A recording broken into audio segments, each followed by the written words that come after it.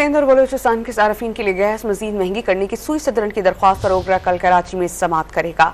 सुई सदरन ने गैस की कीमत में 226.18 पैसे फी MMBTU मजीद इजाफे की दरख्वास्त की है। इस पर हम बात करते हैं रॉ न्यूज़ के रिपोर्टर ताहिर शरानी से। ताहिर, अगर इजाफा होता है तो आवाम पर कितना बोझ बढ़ेगा?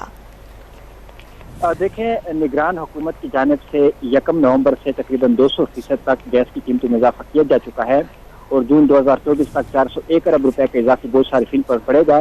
ऐसे में सुई नार्दन में पहले ओगरा में गैस में इजाफे की दरखास्त दायर की थी और उसके बाद जो सुई सदन की जानिब से गैस की कीमतों में इजाफा मांगा गया है उसमें 226.18 फी MMBTU इजाफा मांगा गया है और इजाफे के इतलाक 1 जुलाई 2023 से करने की तजवीज़ दी गई है। ओगरा की जानिब से कल समाअत की जाएगी। ओगरा समाअत के बाद जो फैसला है वफाकी हुकूमत को भिजवाएगा और वफाकी हुकूमत की मंजूरी के बाद गैस की कीमतों में इजाफे का इतला किया जाएगा। दरखास्त के मुताबिक सुई सदन का रवा माली साल 2023-24 के लिए 47 अरब 2023-24 के लिए अवाम पर ये बोझ पड़ेगा। ताहिर, बहुत शुक्रिया आपका।